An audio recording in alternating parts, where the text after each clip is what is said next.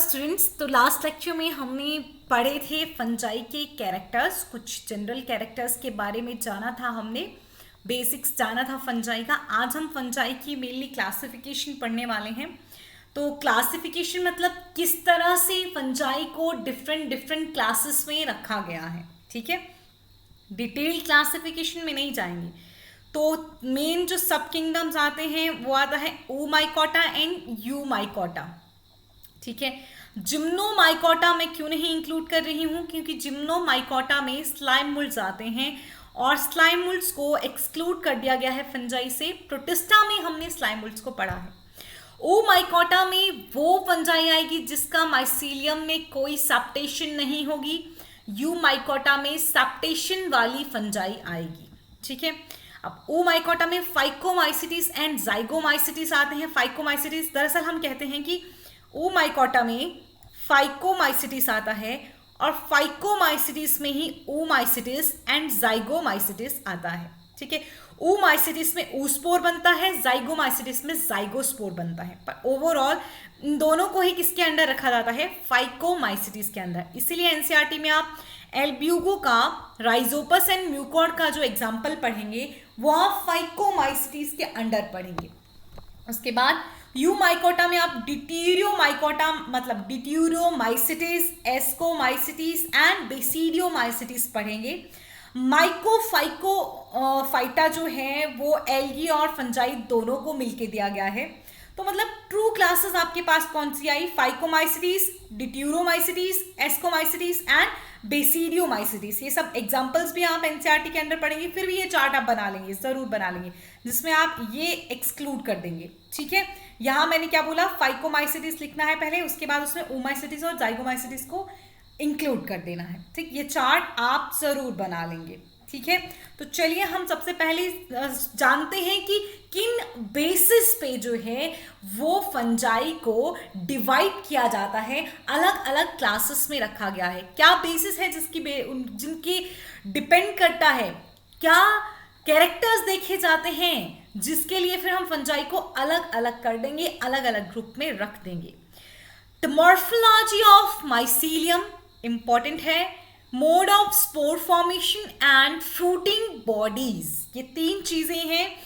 They form the basis for the division of kingdoms into various classes, ठीक है। यही तीन चीजें, मॉर्फोलॉजी ऑफ माइसीलियम, किस तरह से स्पोर फॉर्म होंगे और कैसी फ्रूटिंग बॉडीज बनेंगी, तीन चीजें डिसाइड करेंगी कि किंगडम को कौन सी क्लासेस में रखना है। देख सकते हैं आप, यह है सेप्टेट हाइफा, जहां आपको हर न्यूक्लियस के बाद प्रॉपर्ली एक बॉल फॉर्मेशन दिखाई देगा। सिनोसाइटिक एंड एसेप्टेट हाइफे में कोई भी वॉल फॉर्मेशन नहीं होता है, कोई भी जो है वो अलग से आपको वॉल में नहीं मिलेगी, अलग अलग न्यूक्लियस जो है नहीं मिलेगा, एक साथ बिना वॉल फॉर्मेशन के न्यूक्लियस होंगे। तो let's talk about our first class, phycomycetes, ठीक है। Member of Phycomycetes are found in aquatic habitats and on decaying wood, in moist and damp places or as obligate parasites on plants, ठीक है। तो जो phycomycetes के member होते हैं, जो फाइकोमाइसिटीज जो फंजाई है उसके जो मेंबर है वो मोस्टली एक्वेटिक हैबिटेट में पाए जाते हैं, डिकेइंग वुड पे आपको मिल जाएंगे, ठीक है। और मॉइस्ट एंड डैम्प प्लेसेस ऐसी जगह होती हैं जहां पे ह्यूमिडिटी, मॉइस्चर बहुत ज्यादा होता है। और या फिर फाइकोमाइसिटिस के मेंबर जो हैं वो ऑब्लिगेट पैरासाइट की तरह हमको प्लांट्स पे भी मिल जाते हैं। ऑब्लिगेट पैरासाइट का मतलब है ऐसे organism that can not survive without their living host, बिना अपने लिविंग होस्ट के ये ऑर्गेनिज्म सर्वाइव ही नहीं कर पाएंगे, इसीलिए इनको ऑब्लिगेट पैरासाइट भी कहा जाएगा। तो फाइकोमाइसिटिस जो है वो अपने प्लांट्स पे एज ऑब्लिगेट पैरासाइट जो है वो रहती है। माइसीलियम, हमने फाइकोमाइसिटिस का जो माइसीलियम मेनली पहले भी पढ़ा, वो कौन सा है, एसेप्टेट एंड सिनोसाइटिक माइसीलियम हमको फाइकोमाइसिटिस में देखने को मिलता है। एसेक्सुअल रिप्रोडक्शन भी हो सकती है फाइकोमाइसिटिस में और सेक्सुअल रिप्रोडक्शन भी हो सकती है। एसेक्सुअल रिप्रोडक्शन के लिए होते हैं जूस्पोर्स, ठीक है। जूस्पोर्स मोटाइल होते हैं क्योंकि इनमें फ्लैजिला होता है, या होंगे एप्लानोस्पोर्स या स्पोरेंजियोस्पोर्स भी इनको कई बार बोल दिया जाता है, और क्या होंगे एप्लानोस्पोर या स्पोरेंजियोस्पोर जो कि नॉन मोटाइल होते हैं। तो ये है जूस्पोर, ये क्या है, ये जूस्पोर है जिसमें आपको फ्लैजिला दिखाई दे रहे हैं। इसमें एक विप्लेश होता है और एक टिंसल फ्लैजिला होता है। टिंसल फ्लैजिला का मतलब होता है जब उस पर इस तरह से यूं इस तरह से जो है वो बाहर को आउटग्रोथ्स होती हैं, ठीक। तो ये हो गया जूस्पोर जिसपे होते हैं फ्लैजिला, और एप्लानोस्पोर जिसपे जो फ्लैजिला नहीं होंगे उसको हम एप्लानोस्पोर बोल देंगे। तो याद रखेंगे जूस्पोर जो है वो मोटाइल होते हैं, एप्लानोस्पोर्स जो हैं वो नॉन मोटाइल होते हैं। these spores are produced endogenously। देखिए these spores are endogenously produced in the sporangium। मतलब इस तरह से अगर कोई स्पोरेंजियम है, इस तरह से स्पोरेंजियम है, तो स्पोरेंजियम के अंदर जो हैं ये बनेंगे, ये जूस्पोर्स जो हैं ये स्पोरेंजियम के अंदर बनेंगे, एंडोजिनसली बनेंगे, बाहर नहीं बनेंगे। समझ गए? तो बताइए जो ये जूस्पोर्स हैं, प्लानोस्पोर्स हैं, एक्सोजिनसली बनते हैं या एंडोजिनसली बनते हैं? कैसे बनते हैं बेटा? एंडोजिनस होते हैं जूस्पोर्स और एप्लानोस्पोर्स। जूस्पोर्स और एप्लानोस्पोर्स दोनों कैसे हैं? एसेक्सुअल स्पोर्स होते हैं, ठीक है। नेक्स्ट देखिए, a zygospore is formed by the fusion of two gametes। दो गैमीट की फ्यूजन से एक जाइगोस्पोर फॉर्म होता है। देखिए यहाँ पे एक नेगेटिव स्ट्रेन है हाइफा का और एक पॉजिटिव स्ट्रेन है, ठीक। गैमिटेंशिया फॉर्म हुआ, मतलब यहाँ पे गैमीट का फॉर्मेशन होगा। गैमीट आपस में फ्यूज हुए, क्या बना? जाइगोट। जाइगोट थोड़ी देर रेस्ट पे जाता है, एनलार्ज करता है, ठीक, और एक बड़ा स्ट्रक्चर बनता है जिसको बोलते हैं जाइगोस्पोर। तो जाइगोट का प्लॉइडी भी 2n होता है और जाइगोस्पोर का प्लॉइडी भी 2n होता है। जाइगोमाइसिटीज जो बोलते हैं ना, जाइगोमाइसिटीज जो हैं वो इसीलिए बोलते हैं कि जाइगोस्पोर फॉर्म होता है। लेकिन आप याद रखेंगे फाइकोमाइसिटीज ही मेन है, जाइगोमाइसिटीज इंक्लूडेड है इसी में, ठीक है। तो ये हो गया जाइगोस्पोर फॉर्मेशन आपको देखने को मिलेगा फाइकोमाइसिटीज में। कैसे बनेगा जाइगोट? दो गैमीट के फ्यूजन से बनेगा, ठीक है। These gametes are similar in morphology और डिसिमिलर। तो गैमीट्स जो हो सकते हैं वो आइसोगेमस भी हो सकते हैं। आइसोगेमस का मतलब होता है फ्यूजन ऑफ टू गैमीट्स, है ना। एनाइसोगैमी और एनाइसोगेमस का मतलब है फ्यूजन ऑफ डिसिमिलर गैमीट्स। अब ऊगैमस भी यही हो जाता है। ऊगैमी में क्या होता है बेटा कि एक ओवम जो है वो बहुत बड़ा होगा और छोटा सा जो है वो मेल गैमीट होगा जो कि मोटाइल होगा और ये नॉन मोटाइल होगा। तो एनाइसोगैमस है ये, ठीक है। और डिसिमिलर भी इसी को बोलते हैं हम, ऊगैमस इसी को बोल देते हैं हम। तो ऊगैमस मेनली, एनाइसोगैमस डिसिमिलर एक ही चीज है, पर कई बार एनाइसोगैमी अलग यूज कर लेते हैं। कई बार एनाइसोगैमी में क्या होता है कि बराबर के गैमीट्स होंगे, बस एक में क्या होगा? फ्लैजिला होगा, एक में फ्लैजिला नहीं होगा, वो भी क्या हुआ? एनाइसोगेमस, है ना।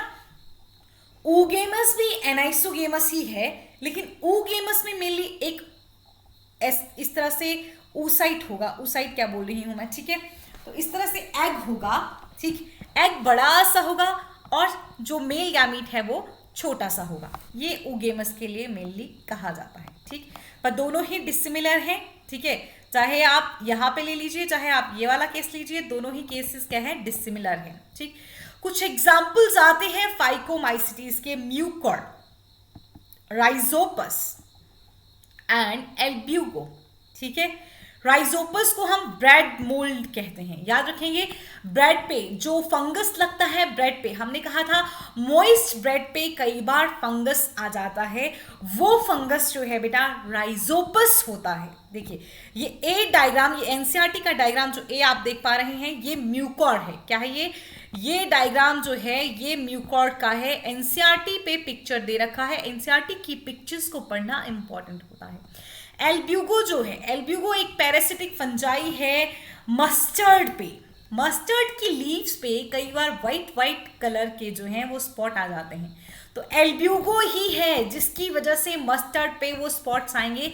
तो व्हाइट रस्ट ऑफ क्रूसीफर्स जो है, जो मस्टर्ड में होता है disease, white rust of crucifers, वो एल्ब्यूगो की वजह से ही होता है। फर्दर बाद में मैं आपको एक्स्ट्रा एक लेक्चर करवाऊंगी, उसमें मैं आपको डिजीज बता दूंगी। अभी आप फाइकोमाइसिटीज के क्या पढ़ेंगे, डिजीज को याद, सॉरी एग्जाम्पल्स याद रखेंगे। इसके लिए मैं तुम लोगों को एक निमोनिक दे रही हूं, राम याद रखना है, आगे पीछे याद रख लीजिए, राम, ठीक है। फाइकोमाइसिटीज के एग्जाम्पल में क्या आया आपके पास, राम आ गया, ठीक है। राम का मतलब क्या हो गया, Rhizopus Albugo Mucor. Ram examples किसके हैं, फाइकोमाइसिटीज के हैं, क्या आया, राइसोपस एल्ब्यूगो म्यूकोर, ठीक है। ब्रेड मोल्ड कौन सा है, राइजोपस है। चलिए नेक्स्ट बात करते हैं हम एस्कोमाइसिटीज के बारे में। Ascomycetes is commonly known as sac fungi, ठीक है। क्या कहते हैं कॉमनली एस्कोमाइसिटीज को, सैक फंजाई कहा जाता है। मोस्टली एस्कोमाइसिटीज जो हैं दीज आर मल्टी सेलुलर, बहुत सारे सेल्स होती हैं उनमें। फॉर एग्जाम्पल पेंसिलियम, पेंसिलियम से हमको एंटीबायोटिक्स भी मिलती हैं, तो पेंसिलियम एस्कोमाइसिटीज में आता है, भूलना नहीं है, ठीक। और मोस्टली ये सारे के सारे एस्कोमाइसिटीज मल्टी सेलुलर होते हैं। रेयरली कोई यूनिसेलुलर है तो वो है यीस्ट। यीस्ट का साइंटिफिक नेम है सेक्रोमाइसिस, जेनेरा उसका क्या है यीस्ट का, सेक्रोमाइसिस। तो बताइए मुझे एस्कोमाइसिटीज को और क्या कहते हैं, सैक फंजाई कहते हैं, और मोस्टली ये मल्टीसेलुलर होंगे, फॉर एग्जांपल पेंसिलियम, और रेयरली जो है ये यूनिसेलुलर होंगे। फॉर एग्जाम्पल यीस्ट, यीस्ट जो है यूनिसेलुलर है, लेकिन इसको प्रोटिस्टा में नहीं रखा गया है, इसको फंजाई में एस्कोमाइसिटीज में रखा गया है, ठीक है। यीस्ट का साइंटिफिक नेम क्या आ गया, सेक्रोमाइसिस। दे आर सेप्रोफिटिक, ठीक है। सेप्रोफिटिक मतलब दूसरे ऑर्गेनिज्म पे, डेड डिकेइंग ऑर्गेनिज्म को खाते होंगे, इसीलिए डिकम्पोजर्स हैं, डिकम्पोजिशन का काम करेंगे। पैरासाइट भी हो सकते हैं, सेप्रोफाइट के साथ साथ पैरासाइट भी हो सकते हैं। और कॉप्रोफिलस, कॉप्रोफिलस फंजाई कौन सी है, एस्कोमाइसिटीज। लिग्नोफिलस कौन सी पढ़ी आपने, फाइकोमाइसिटीज। क्यों मैम, लिग्नोफिलस का क्या मतलब हुआ, जो फंजाई वुड पे ग्रो करेगी उसको हम लिग्नोफिलस कहेंगे, और ये आपने फाइकोमाइसिटीज के लिए पढ़ा। ग्रोइंग डंग पे जो काउ डंग होता है उस पे जो ग्रो करती है उसको हम कॉप्रोफिलस फंजाई कहते हैं। तो मेनली कॉप्रोफिलस फंजाई कौन सी है, एस्कोमाइसिटीज है। माइसीलियम अदर देन फाइकोमाइसिटीज, सब में माइसीलियम ब्रांच्ड एंड सेप्टेट होगा। तो माइसीलियम कैसा है, ब्रांच्ड एंड सेप्टेट माइसीलियम हमको देखने को मिलता है एस्कोमाइसिटीज में। अब एसेक्सुअल स्पोर्स जो होते हैं, ठीक है, वो कौन कौन से हैं, एसेक्सुअल स्पोर्स हैं कोनिडिया। एस्कोमाइसिटीज में एसेक्सुअल स्पोर्स हैं कोनिडिया, और फाइकोमाइसिटीज में कौन से हैं, aplanospores and zoospores. Did you remember, जब हमने लास्ट लेक्चर लगाया था तो उसमें हमने पढ़ा था कि अलग अलग एसेक्सुअल स्पोर्स होते हैं, अलग अलग सेक्सुअल स्पोर्स होते हैं, और उनके स्ट्रक्चर्स, उनकी फ्रूटिंग बॉडीज भी अलग अलग होती हैं। और ये फ्रूटिंग बॉडीज का अलग अलग होना, ये अलग अलग स्पोर्स का होना, ये बेसिस ऑफ क्लासिफिकेशन है फंजाई के लिए। तो कोनिडिया जो हैं ये एक्सोजिनसली ग्रो करते हैं on special mycelium call conidiophore, ठीक है, कोनिडियोफोर्स। ये देखिए, बताइए जो एप्लेनोस्पोर्स और जो जूस्पोर्स थे वो क्या थे, एंडोजीनस ऑरिजिन के थे, जूस्पोरेंजिया में बनेंगे। उसी तरह से कोनिडिया कहाँ बनता है, कोनिडियोफोर पे बनता है। तो ये देख लेंगे आप, ये एक माइसीलियम है जिसपे देखिए कोनिडियोफोर बना हुआ है पूरा, ये क्या है कोनिडियोफोर, और इस पे आपको ये क्या दिखाई दे रहे हैं, इससे क्या बन रहे हैं, कोनिडिया बन रहे हैं। तो एंडोजीनस इसके अंदर बन रहे हैं, नहीं ना, बाहर बन रहे हैं, हाँ। तो कोनिडिया एक्सोजिनसली प्रोड्यूस्ड होते हैं ऑन कोनिडियोफोर्स, ओके। अब कोनिडिया जो हैं वो जर्मिनेट जब करेंगे, कोनिडिया जब जर्मिनेट करते हैं वो नया माइसीलियम बना देते हैं। Conidia on germination produce mycelium, ठीक है। तो जब भी ये जर्मिनेट करेंगे तो क्या बना देंगे, माइसीलियम बना देंगे, ठीक है। चलिए, सेक्सुअल स्पोर्ट्स आर कॉल्ड एस्कोस्पोर्ट्स, ठीक है। सेक्सुअल स्पोर्ट्स को क्या कहा जाता है? एस्कोस्पोर्ट्स कहा जाता है।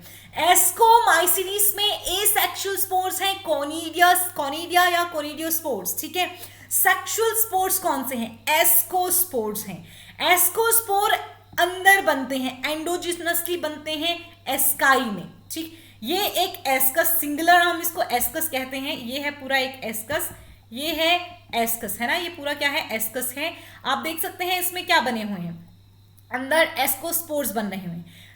कोनिडिया बाहर की तरफ बनते थे तो एक्सोजीनस थे। अब एस्कोस्पोर्स जो हैं वो एंडोजीनस हैं, देख सकते हैं आप। और ये एस्काई, एक एस्काई नहीं, these asci are arranged in different types of fruiting bodies called ascocarps। तो ये जो एस्कस है, ये दूसरा एस्कस देखो बन रहा है। इसी तरह से दूसरा एस्कस बनेगा, तीसरा एस्कस बनेगा, ठीक। और ये पूरी फ्रूटिंग बॉडी को हम कहते हैं एस्कोकार्प, ठीक है। इस पूरी फ्रूटिंग बॉडी को क्या कहा जाता है? पूरी की पूरी फ्रूटिंग बॉडी को एस्कोकार्प कहा जाता है, ठीक है। एक एस्कोकार्प में बहुत सारे एस्कस हो सकते हैं, लेकिन हर एक एस्कस में आपको कितने एस्कोस्पोर देखने को मिलते हैं? 8 एस्कोस्पोर्स देखने को मिलते हैं। गिन लेंगे, ये 3 हुए, 4, 5, 6, 7, 8। हर एक एस्काई में, हर एक एस्कस में 8 एस्कोस्पोर्स होते हैं। कितने एस्कोस्पोर्स होते हैं बेटा? 8 एस्कोस्पोर्स होते हैं हर एक एस्कस में। क्लियर है बात तुमको ना? कितने बेटा? 8 एस्कोस्पोर। अब एस्कस बोलूं तो ये होगा एस्कोस्पोर, एस्कस के अंदर बनते हैं। बहुत सारे एस्कस मिलके एस्कोकार्प फ्रूटिंग बॉडी बनाते हैं, ठीक है। एस्कोस्पोर एंडोजीनस होते हैं, एक्सोजीनस एंडोजीनस होते हैं, ठीक है। Some examples are Aspergillus, Claviceps and Neurospora, ठीक है। एग्जाम्पल क्या है? और Aspergillus, Claviceps and Neurospora, yeast और पेंसिलियम भी हमने पढ़ा है। चलिए निमोनिक्स में आपको अगले एक्स्ट्रा स्ट्रोक लेक्चर में ही बताऊंगी कि किस तरह से इनको याद करना है। Neurospora is used extensively in biochemical and genetic work, ठीक है। न्यूरोस्पोरा जो फंजाई है, एस्कोमाइसिडिस को जो बिलोंग करती है, इसको बहुत ज़्यादा जेनेटिक्स में काम लाया जाता है, बायोकेमिस्ट्री में काम लाया जाता है, मेनली जेनेटिक्स में। तो न्यूरोस्पोरा को ना ड्रोसोफिला ऑफ न्यूरोस्पोरा को ड्रोसोफिला की तरह भी माना जाता है। किसकी तरह माना जाता है? न्यूरोस्पोरा को ड्रोसोफिला की तरह भी माना जाता है, ठीक है। चलिए, क्योंकि जेनेटिक में काम आता है, जेनेटिक्स में काफी ज्यादा काम आता है। Many members like morels and truffle, Drosophila बेटा आप पढ़ेंगे। ड्रोसोफिला पे मोस्ट ऑफ जो जेनेटिक्स का काम किया गया है वो ड्रोसोफिला पे किया गया है। तो न्यूरोस्पोरा को भी माना जाता है कि उस पर भी बहुत सारा जेनेटिक का काम किया गया है, ठीक। Many members of morels and truffles are edible and are considered delicacies, ठीक है। मतलब बहुत इनको अच्छा माना जाता है, बड़ी अच्छी डिशेस इनको माना जाता है, मोरेल्स एंड ट्रफल्स को। तो मोरेल्स एंड ट्रफल्स भी जो हैं वो एस्कोमाइसिडिस में आते हैं, लेकिन वो एडिबल होते हैं, उनको खा सकते हैं, ठीक है। क्लियर हो गया? चलिए अब हम आगे पढ़ते हैं। बेसिडियोमाइसिटिस जो हमारे पास नेक्स्ट क्लास आती है, main class, third main class, वो है basidiomycetes. Commonly known form of basidiomycetes are mushrooms, bracket fungi और पफ बॉल्स, ठीक है। तो बेसिडियोमाइसिटिस को ब्रैकेट फंजाई और पफ बॉल भी कहा जाता है। मशरूम जो हैं वो बेसिडियोमाइसिटिस का मेंबर आते हैं। मशरूम की सब्जी जो हम खाते हैं वो एक फंजाई है। क्या है वो? एक फंजाई है। कौन सी फंजाई? बेसिडियोमाइसिटिस है। क्या है बेटा? बेसिडियोमाइसिटिस। तो basidiomycetes they grow in soil on logs. Logs होते हैं लकड़ी के लट्ठे जैसे होते हैं, है ना।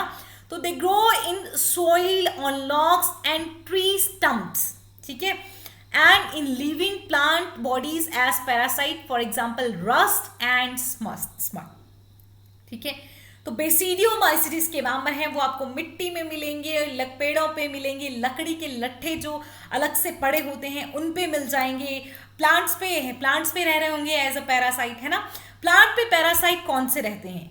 रस्ट और स्मट काउज करने वाली जो फंजाई होती है, रस्ट और स्मट जो हैं वो मेनली प्लांट्स पे पैरासाइट की तरह रहते हैं, ठीक। माइसीलियम ब्रांच्ड होगा एंड सेप्टेट होगा।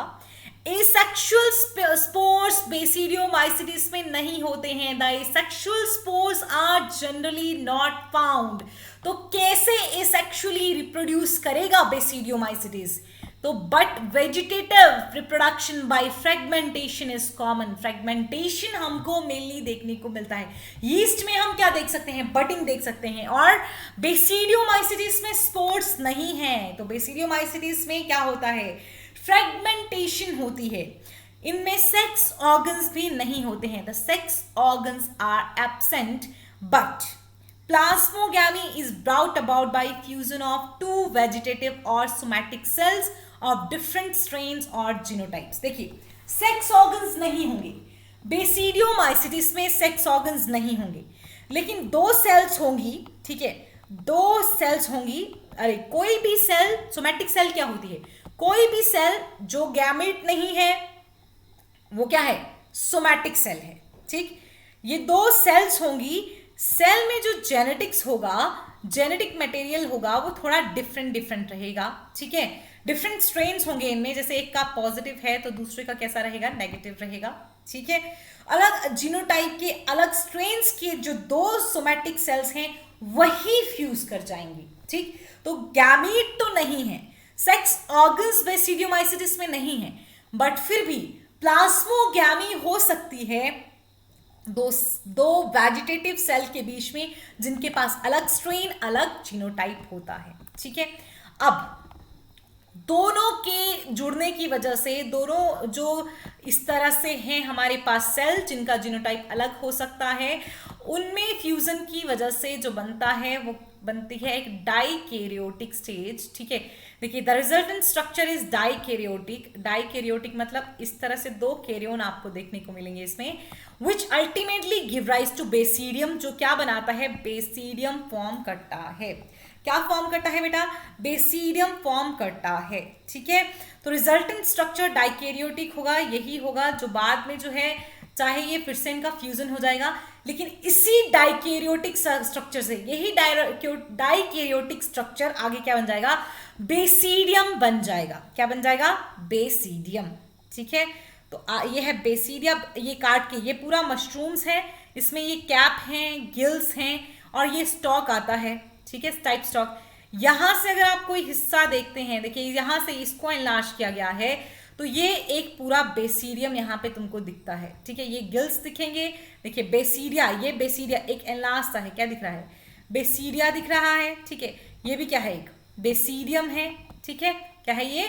बेसिडियम है, ठीक। चलिए, कैरियोगैमी, अब ये इनका फ्यूजन हो जाएगा तो क्या बनेगा? Karyogamy. Karyogamy and meiosis takes place in the basidium producing 4 basidiocarps. तो याद रखिए, ये डाइकैरियोटिक फेज पहले क्या बनाएगी? बेसिडियम बनाएगी। क्या बनाएगी?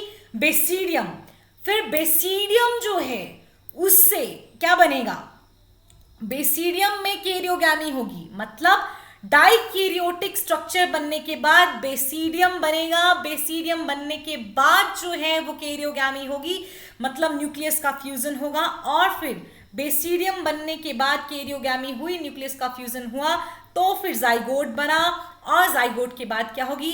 मियोसिस होगी, और मियोसिस के बाद 4 तरह के स्पोर्स बनते हैं जिनको हम बेसिडियोस्पोर्स कहते हैं, ठीक है। समझ आया कि नहीं आया? तो क्या कहा कि दो सेक्स ऑर्गन्स नहीं हैं, दो अपोजिट स्ट्रेन के जो सेल्स हैं वेजिटेटिव सेल, वो फ्यूज करेंगी, प्लाज्मोगैमी होगी, लेकिन कैरियोगैमी इमीडिएटली नहीं होगी। प्लाज्मोगैमी के बाद बेसिडियम बनेगा, बेसिडियम में कैरियोगैमी होगी, फिर जाइगोट बनेगा, फिर बेसिडियम में ही मियोसिस होगी, और 4 बेसिडियोस्पोर्स बनेंगे। बेसिडियोस्पोर्स अनलाइक एस्कोस्पोर्स एक्सोजीनस होते हैं। The basidiospores are exogenously produced on the basidium, ठीक है। तो बेसिडियम, ये हो गया आपका बेसिडियम, दिखाई दे रहा है ना आपको? ये हो गया बेसिडियम। ये देखिए, इसको अब इसको एक को एनलार्ज करके दिखाया गया है, ये हाइफे हैं, ठीक है, और ये हो गया बेसिडियम, ठीक। ये स्टॉक हो गया ना, यहाँ थोड़ा सा अगर होता है तो, ठीक। ये क्या हो गया, बेसिडियम, ये हाइफे हो गया। बेसिडियम में ही क्या हुआ, कैरियोगैमी हुई, मियोसिस हुआ, 4 स्पोर्स जो हैं बन गए। इन 4 स्पोर्स को हम क्या बोलते हैं, बोलिए, बेसिडियोस्पोर्स। ठीक है, अब ये जितने भी बेसिडियम हैं, ये एक बेसिडियम, दूसरा बेसिडियम, सब बेसिडियम मिलके एक स्ट्रक्चर बनाते हैं जिसको हम बेसिडियोकार्प कहते हैं। The basidia are arranged in fruiting bodies called basidiocarps. तो एस्कोमाइसिटीज में फ्रूटिंग बॉडी है एस्कोकार्प, बेसिडियोमाइसिटीज में फ्रूटिंग बॉडी है बेसिडियोकार्प। कितने एस्कोकार्प जो हैं, एक एस्कोकार्प में क्या होंगे, बहुत सारे एस्काई होंगे। बेसिडियोकार्प में बहुत सारे क्या होंगे, बेसिडियम होंगे। एस्काई और एस्कस में क्या बनेंगे, एस्कोस्पोर्स। बेसिडियम में कैसे क्या बनेंगे, बेसिडियोस्पोर्स। एस्को जो होता है, एस्कस जो होता है जिसमें एस्कोस्पोर्स बने, एस्कोस्पोर्स एक्सोजिनसली बनते हैं, बेसिडियोस्पोर एंडोजिनसली बनते हैं। Clear, is it clear to you? कुछ एग्जाम्पल आते हैं, अगैरिकस, मशरूम जो हम खाते हैं उसको हम अगैरिकस कहते हैं। यूस्टिलागो जो स्मट हुआ वो क्या हुआ, यूस्टिलागो। पक्सीनिया जो रस्ट फंगस हुआ वो हुआ पक्सीनिया। ठीक है, तो ये कुछ एग्जाम्पल्स हैं बेसिडियोमाइसिटीज के। इसके अलावा बचता है हमारे पास ड्यूटेरोमाइसिटीज। ड्यूटेरोमाइसिटीज को हम कल करेंगे, नेक्स्ट लेक्चर में करेंगे, मतलब जब भी होगा नेक्स्ट लेक्चर में होगा। और नेक्स्ट लेक्चर में जो है हम उसके साथ ही कुछ एक्स्ट्रास पढ़ेंगे कि कौन सी, जैसे यूस्टिलागो कौन सा, स्मट है ना, ये कौन सा डिजीज काउज कर सकता है, पक्सीनिया कौन सा डिजीज काउज कर सकता है, क्योंकि रस्ट और स्मट क्या है, ये कहाँ पे होते हैं, पैरासाइट होते हैं प्लांट्स पे। चलिए, क्लियर हो गया आपको? ठीक है।